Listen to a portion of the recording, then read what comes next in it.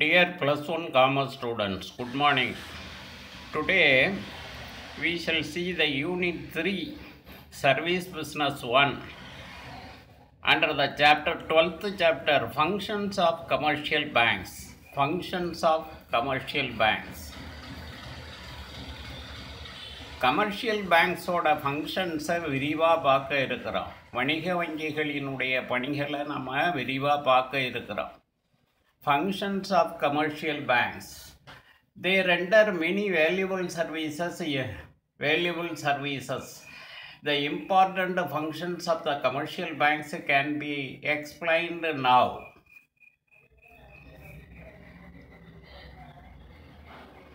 (12.01) Primary functions. 12.02 Secondary functions. Primary functionனா முதன்மை பணிகள். Secondary functionsங்கிறது இரண்டாம் நிலை பணிகள். 12.03 Diversified banking business. பரவலாக்கப்பட்ட வங்கி சேவைகள். 12.4 Electronic banking functions. மின்னணு வங்கியியல் பணிகள். 12.05 Functions of all commercial banks in totality. ஒரு 5 வகையான பணிகள் கொடுத்துருக்குறாங்க. 5மே நிறைய தலைப்புகளில் நிறைய செய்திகளை உள்ளடக்கி கொடுத்துருக்குறாங்க. இதை ஒவ்வொன்றா நம்ம பார்க்க போகிறோம். 12.01 Primary functions. Primary functions முதன்மை பணிகள். In your book back also there is a long answer question. Discuss the various primary functions performed by commercial banks. Primary functions of a commercial banks are of three types. Accepting deposits, வைப்புக்களை பெறுதல். Granting loans and advances, கடன்கள் முன்பணம் வழங்குதல். Creation of credit, கடன் உருவாக்குதல், கடனை உருவாக்குதல். Creation of credit. In this session we shall discuss the accepting deposits. Primary functionsல accepting deposits மட்டும்தான் நம்ம பார்க்க இருக்கிறோம். ஏன்னா இதுவே பல செய்திகளை உள்ளடக்கியது. The basic deposit accounts offered by commercial banks are listed below. In these days, banks compete each other to attract customers by adding facilities to these deposit accounts. Broadly, deposit accounts can be classified into demand deposits and time deposits. வணிக வங்கிகள் வழங்கக்கூடிய அடிப்படை வங்கி கணக்குகளை பார்க்க இருக்கிறோம். வணிக வங்கிகள் வழங்கக்கூடிய அடிப்படை வைப்பு கணக்குகளை டெபாசிட் அக்கௌண்ட்ஸை பார்க்க இருக்கிறோம். வங்கிகள் இப்போல்லாம் போட்டி போட்டுக்கிட்டு வாடிக்கையாளர்களை கவர்ந்து இழுக்கிறதுக்காக நிறைய வசதிகளை வைப்பு கணக்குகளுக்கு வழங்குகிறது. பொதுவாக வைப்பு கணக்கில் 2 வகையாக பிரிக்கலாம். Demand deposits, time deposits. அதாவது கேட்பு வைப்பு, கால வைப்பு.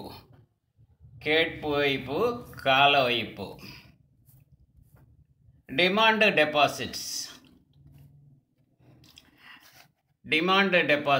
These deposits are repayable on demand on any day. This consists of savings and current deposits.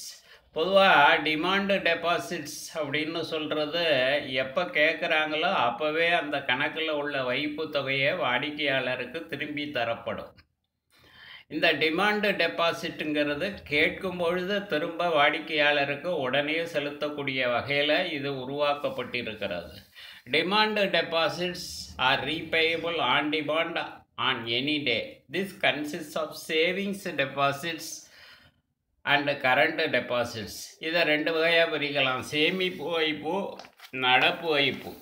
சேமிப்பு கணக்கு, நீங்கள் பேங்க்கில் அக்கௌண்ட் வச்சுருப்பீங்க, உங்களோட அக்கௌண்ட்டு பூரா சேமிப்பு கணக்கு, savings account. Savings deposits. General public deposit their savings into this account. This account can be opened in one individual's name or more than one name.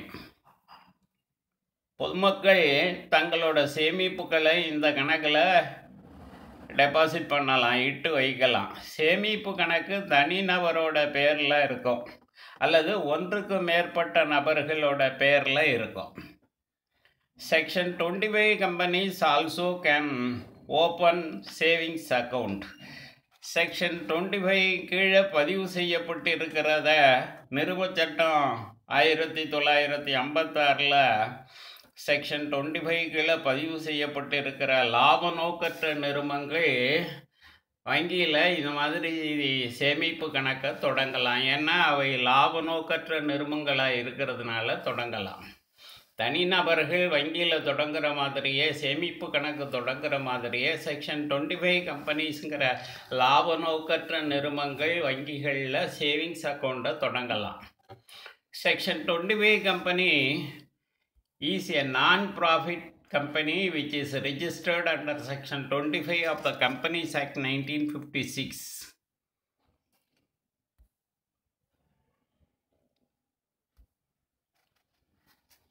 Business firms are not permitted to open savings account. Business firms are not permitted to open savings account. The rate of interest allowed on this deposit is lower than the fixed deposits. Interest is paid on the basis of the amount and the number of days the amount remains credited in the account. வணிக நிறுவனங்கள் சேமிப்பு கணக்கை தொடங்க அனுமதி கிடையாது. வியாபார நிறுவனங்கள் சேமிப்பு கணக்கை தொடங்க முடியாது. தனிநபர்கள் அல்லது 2 நபர்கள் அல்லது செக்ஷன் 25 கம்பெனிஸ் லாபம் ஈட்டுவதன் நோக்கமாக கொள்ளாத நிறுவனங்கள் தான் இந்த சேமிப்பு கணக்கை சேவிங்ஸ் அக்கௌண்ட்டை ஓப்பன் பண்ணலாம். வணிக நிறுவனங்கள் சேமிப்பு கணக்கை தொடங்க அனுமதி கிடையாது. சேமிப்பு கணக்கில் உள்ள வைப்புக்கு பணத்துக்கு வட்டி வழங்கப்படும். வட்டி விகிதம் நிலை வைப்புக்குரிய வட்டி விகிதத்தை விட குறைவாக தான் இருக்கும். வங்கியில் உள்ள தொகையும் வங்கி கணக்கில் வரவு வைக்கப்பட்ட நாட்களோட எண்ணிக்கையையும் கணக்கில் எடுத்துக்கிட்டு அதன் அடிப்படையில் வட்டி வழங்கப்படும். The bank provides facilities like a checkbook. இந்த கணக்கை ஆரம்பிக்கிறப்பே the bank provides facilities like a checkbook, ATM card, automated teller machine card இதெல்லாம் கொடுத்துட்றாங்க. ஏடிஎம் கார்டு கொடுத்துட்றாங்க, செக் புக் கொடுத்துட்றாங்க. There is a limit on number of ATM card withdrawals from other banks' ATMs only. A minimum balance should be maintained in the deposit account. Otherwise, penal interest is charged. Beyond a number 20 or 60 leaves, checkbook is available for a fee. சேமிப்பு கணக்கு வைத்திருக்கக்கூடிய வாடிக்கையாளர்களுக்கு காசோலை புத்தகம், ATM அட்டை, பற்று அட்டைன்னு சொல்கிறோம்ல, debit card, ATM அட்டை போன்ற வசதிகளை வங்கி வழங்கியிருக்கும். ஒரு வங்கியோட ஏடிஎம்மில் அந்த ஏடிஎம் அட்டையை வச்சு மற்ற வங்கியின் ஏடிஎம்மில் இருந்து குறிப்பிட்ட எண்ணிக்கையில் மட்டும் பணம் எடுக்க முடியும். சேமிப்பு கணக்கில் குறைந்தபட்ச இருப்பு தொகையை பராமரிக்கணும், இல்லைன்னா அபராத வட்டி விதிக்கப்படும். 20 அல்லது 60 தாள்கள் கொண்ட காசோலை புத்தகம் வாடிக்கையாளருக்கு இலவசமாக வழங்கப்படும். அதற்கு மேற்பட்ட தாள்கள் கொண்ட காசோலை புத்தகத்திற்கு கட்டணம் விதிக்கப்படும். Nomination can be registered. Salary account is a type of savings account offered to salaried employees in which zero balance is permitted. Some banks offer overdraft facility. An account inactive for a long period will become dormant account. சேமிப்பு கணக்கு வச்சிருக்கிறவங்க தனக்கு பதிலால் நியமனம் செய்ய முடியும். Nominee போட்டுக்கலாம், நியமனதாரர் போட்டுக்கலாம். எனக்கு பிறகு இந்த பணத்தை யார்கிட்ட கொடுக்கணுங்கிற அந்த நபர் பணம் பெறக்கூடிய அவரது குடும்ப வாரிசுதாரர் நியமனதாரரை குறிப்பிட முடியும். டெபாசிட்டர் அதை குறிப்பிட்டு கொள்ளலாம். அக்கௌண்ட் ஆரம்பிக்கிறப்பே நியமனதாரரை நியமித்து விடலாம். மாதாந்திர ஊதியம் பெறும் சம்பளதாரர்களுக்கு பல வங்கிகளில் குறைந்தபட்ச இருப்பு தொகை ஏதும் இல்லை என கூறப்படுகிறது. சில வங்கிகள் மேல்வரை பற்று வசதிகள் கூட வழங்குது. நீண்ட காலத்திற்கு செயல்படுத்த முடியாத சேமிப்பு கணக்கு நீண்ட காலத்திற்கு செயல்படுத்தாத சேமிப்பு கணக்கு செயல் இழந்த கணக்காக மாற்றப்படும். அடுத்த account current deposit account. Current அக்கௌண்ட்னு சொல்கிறோம்ல, நடப்பு கணக்கு. This account is suitable for business institution. வணிக நிறுவனங்களுக்கு ஏற்ற ஒரு கணக்கானது நடப்பு கணக்கு. This account is suitable for business institution. Individual can open this account. A higher minimum balance should be kept in this account. If not, penal interest is charged. No interest is paid for this balance in the amount. Balance in this account. Some banks have started offering interest on these balances. நடப்பு கணக்கு வணிக நிறுவனங்களுக்கு ஏற்றது. தனிநபர்கள் கூட இந்த கணக்கை தொடங்கலாம். இந்த கணக்கில் குறைந்தபட்ச இருப்பு ஒரு குறிப்பிட்ட தொகை கட்டாயமாக இருக்க வேண்டும், இல்லைன்னா தண்டனை வட்டி விதிக்கப்படும். நடப்பு கணக்கில் உள்ள இருப்பு தொகைக்கு வட்டி வழங்கப்படுவது கிடையாது. ஆனால் சில வங்கிகளில் வட்டி வழங்குறாங்க. Bank may collect bank charges on this account. Overdraft facility is available to the current account customers. There is no limitation of deposits of checks or withdrawals from this account. Credit worthiness of the current account business customers are shared among the banks. என்ன சொல்கிறாங்க, நடப்பு கணக்கிற்கு வங்கிகள் வங்கி கட்டணம் வசூலிக்கலாம். வங்கி மேல்வரை பற்றுங்கிற குறுகிய கால கடன் வசதி வழங்கப்படுகிறது. நடப்பு கணக்கு வைத்திருக்கிற வாடிக்கையாளர்கள் கேட்டாங்கன்னா அவங்களுக்கு வங்கி மேல்வரை பற்றுங்கிற கடன் வசதி, குறுகிய கால கடன் வசதி வழங்கப்படுகிறது. நடப்பு கணக்கில் காசோலை மூலம் வைப்பு செய்வது அல்லது திரும்ப பெறுவது தொடர்பான நடவடிக்கைக்கு எண்ணிக்கை உச்சவரம்பு எதுவும் கிடையாது. அப்படின்னா எத்தனை தடவை வேணாலும் நீங்கள் எத்தனை செக்கை வேணாலும் கலெக்ஷனுக்கு போடலாம். அக்கௌண்ட்டில் கட்டுறதுக்காக, டெபாசிட் பண்ணுறதுக்காக எத்தனை செக்கை வேணாலும் ஒரே நாளில் கொடுக்கலாம். அதுமாரி எத்தனை தடவை வேணாலும் பணம் எடுக்கலாம், பணம் கொடுக்கலாம். வாடிக்கையாளர்கள் கடன் தகுதியை வங்கிகள் தங்களுக்குள்ளர பகிர்ந்து கொள்கிறது. டைம் டெபாசிட்ஸ், டிமாண்ட் டெபாசிட்ஸ் பார்த்துட்டோம். இப்போ பார்க்க இருக்கிறது டைம் டெபாசிட்ஸ், கால வைப்புகள். They include fixed deposits and recurring deposits which are repayable after a period. கால வைப்புகள்ங்கிறது ஒரு குறிப்பிட்ட காலத்திற்கு பிறகு திரும்ப செலுத்துகின்ற வகையில் உள்ள வைப்புகள். பொதுவாக இந்த கால வைப்புகள் நிலை வைப்பாக இருக்கும் அல்லது தொடர் வைப்பாக இருக்கும். நிலை வைப்பு கணக்காக இருக்கும் அல்லது தொடர் வைப்பு கணக்காக இருக்கும்.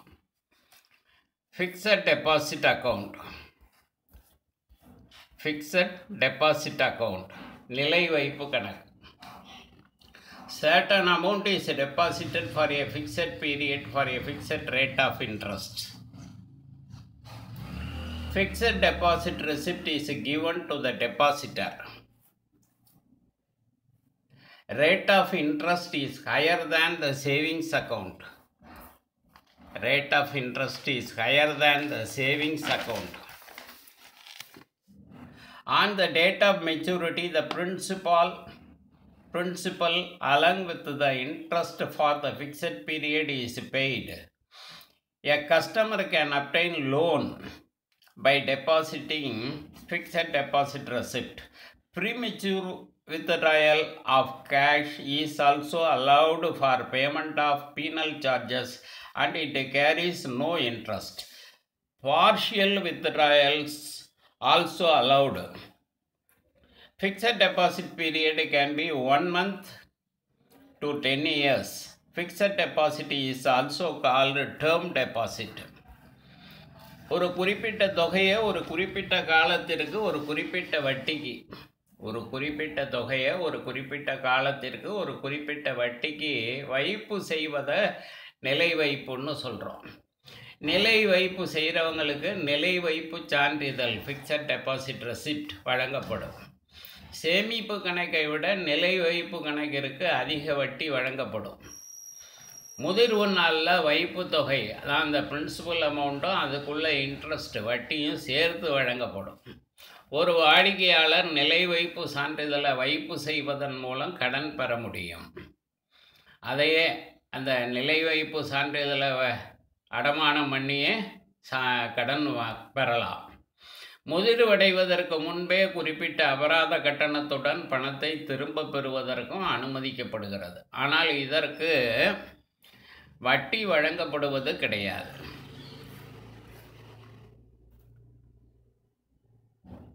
பகுதி இறுதி தொகை பார்ஷியல் வித்ட்ராவல் பெறுவதற்கு அனுமதிக்கப்படுகிறது.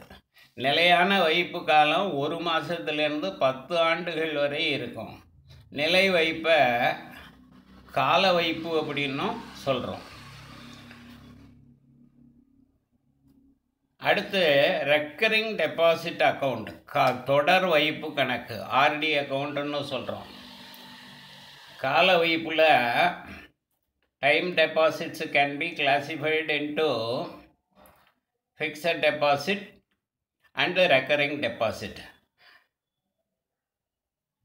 Recurring deposit account, certain sum is deposited into the account every month for 1 year to 5 years or the agreed period. Interest rate is more than the savings deposits and almost equal to fixed deposits. ஒவ்வொரு மாதமும் ஒரு குறிப்பிட்ட தொகையை 1 வருஷத்துக்கோ அல்லது 5 வருஷத்துக்கோ அல்லது ஒப்புக்கொண்ட காலத்திற்கோ வைப்பு செய்து வருவது, இதை தான் தொடர் வைப்பு. தொடர்ந்து ஒரு குறிப்பிட்ட தொகையை ஒரு குறிப்பிட்ட பருவத்திற்கு வரைக்கும் ஒரு குறிப்பிட்ட காலம் வரைக்கும் டெபாசிட் பண்ணிக்கிட்டே வர்றது. மாதம் 1000 ரூபா டெபாசிட் பண்ணுறது 5 வருஷத்துக்கு. இந்த தொடர் வைப்புக்கு வட்டி விகிதம் சேமிப்பு வைப்பை விட அதிகமாக இருக்கும். நிலை வைப்புக்குரிய வட்டி விகிதத்திற்கு சமமாகவும் வழங்கப்படும். At the end of the period the deposited amount along with the interest are returned to the customer. Premature closure is allowed with a charge or deduction. It is ideal for persons having regular income to save and receive a lump sum. Any institution can open recurring deposit account. Minors or students also can open. Minors or students also can open this account. Loan against this deposit is also provided by some banks. ஒரு குறிப்பிட்ட காலம் முடிஞ்சோன்னா வைப்பு தொகையை வட்டி சேர்த்து வாடிக்கையாளர்களுக்கு திரும்ப கொடுத்துருவாங்க. முதிர்வடையும் முன்பே கணக்கை வேணாலும் முடித்து கொள்ள அனுமதிக்கிறாங்க. ஆனால் ஒரு குறிப்பிட்ட தொகையை அதற்கு கட்டணமாக எடுத்துக்கொள்கிறாங்க. சம்பளதாரர்கள் தொடர் வைப்பு கணக்கை தொடங்குறாங்க. இந்த மாதம் சம்பளம் வாங்குறவங்க பென்ஷன்தாரர்கள் இந்த கணக்கை தொடங்குறாங்க. இளவர்கள், மாணவர்கள், நீங்கள்லாம் இந்த தொடர் வைப்பு கணக்கை தொடங்கலாம். சில வங்கிகளில் தொடர் வைப்பு கணக்குக்கு எதிராக கடன் வழங்குறாங்க. Thank you, students.